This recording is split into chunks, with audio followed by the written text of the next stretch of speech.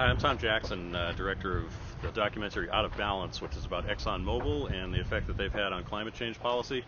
The documentary has been seen all over the world at this point. It came out in late 2006, and it's been in over 40 film festivals all around the world, more than half of them actually outside the United States.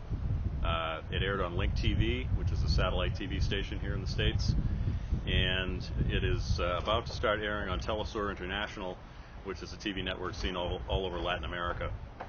And some people have asked, when I've screened the film myself in different places, what has the response been from ExxonMobil? Because, a lot of people realize when you're talking about ExxonMobil, you're talking about probably the 15th biggest economic entity in the whole world. There has been some responses from the company, but for the most part, it has been a situation where, I think that they chose the option of just sort of keeping quiet and not bringing attention to it, which is the better way to go, unless it becomes a huge hit like An Inconvenient Truth or something like that. And even then, they tend to just sort of dismiss the whole thing as a bunch of drivel or whatever. But last fall, there was an article that was put out by the Reuters news service, published worldwide, and in that article, a representative from ExxonMobil talked about Out of Balance and basically wrote it off as, first of all, being old. It was about a year old when that article came out, and also said that it contained a bunch of disproved conspiracy theories. For those of you who have seen Out of Balance, you realize that we were really meticulous in terms of only presenting things that were factual and that could be backed up by facts and evidence, as opposed to some of the more theoretical things. For example, it crossed my mind to include something in Out of Balance about Iraq, and it seemed pretty obvious to many of us that the reason for the U.S. invasion and occupation of Iraq had something to do with the fact that Iraq sits on the second largest known oil reserve in the world. But really at that point it was just a matter of theory, or some might say common sense. But for that reason, because there wasn't really much of anything tangible or any particular news story that seemed especially damning, we didn't put that into the film. If I was going to do an Out of Balance 2, I would definitely put something in about it now, and there's three reasons for that. One is that a news story broke about a year and a half ago that one of the things that Dick Cheney's office fought the hardest to not release related to his meetings with oil executives back in 2001 when the Bush administration first came into office, meetings which all parties still deny to this day, despite some obvious evidence to the contrary. One of the things that they fought the hardest to not release was maps of Iraq that were marked up by the oil executives and Cheney, with obviously particular attention to where the major oil fields and things like that were. And so, that's a piece of evidence that could certainly lead to the conclusion that really what the whole thing about with Iraq had more to do with the oil than anything else.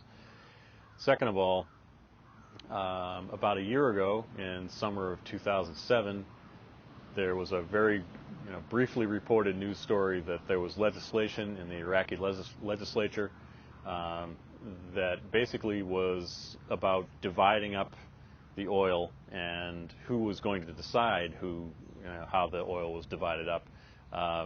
Surprise, surprise, it wasn't the Iraqi people.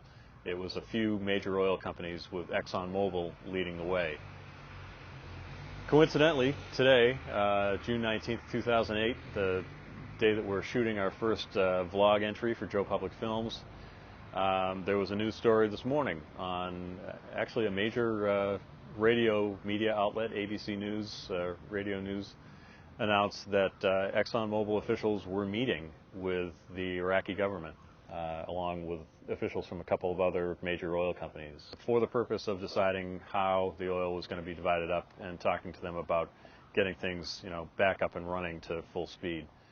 That could certainly be construed in a certain way as being a good thing, and in some ways empowering Iraq to be able to do business again in that respect could be a good thing. But there's a couple of ways that it's not such a good thing. If you look at history, generally speaking, countries and the people within countries that are rich with oil have not wound up being the people who benefit from that resource. And there's really no reason to believe, when you have officials from ExxonMobil advising the Iraqi government on how to divide things up, that things would be any different in this case. We're really talking about a company without a balance's focus. It's mostly on the way ExxonMobil has responded to the issue of climate change. ExxonMobil has done virtually nothing to address the issue in the year and a half since the film came out in late 2006. Recently they started to advertise on PBS. Specifically, they're sponsoring the TV program Nightly Business Report. And there's something about a scientist of theirs is talking about how he's working on this big project that relates to fuel cells or something like that.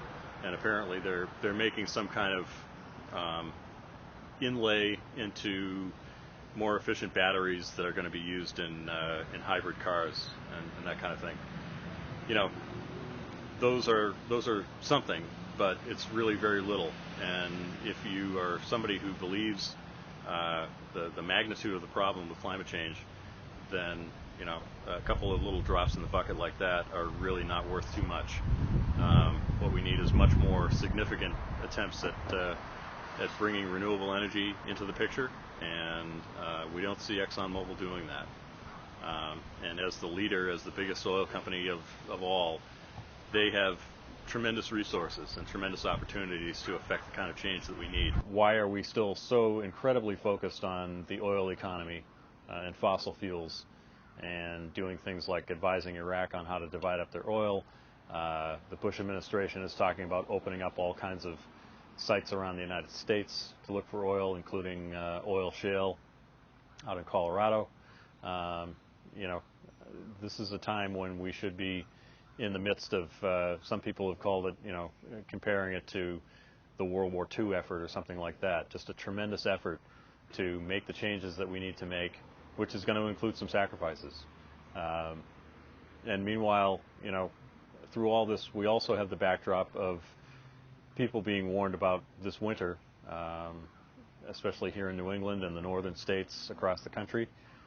Talking about oil prices being, heating oil prices being twice what they were this past winter. And there was already enough people who were having a really hard time getting through that. I think that next winter we're going to see some real hardship. And so, why is ExxonMobil still calling the shots? That's my question. So that's my update on Out of Balance and what's happened since that time. Of finishing it off toward the end of 2006, and I hope you'll join us. We're planning on a weekly vlog entry for Joe Public Films. We'll be giving you updates along the way and also talking about some of the new things that we're working on, and thanks for watching.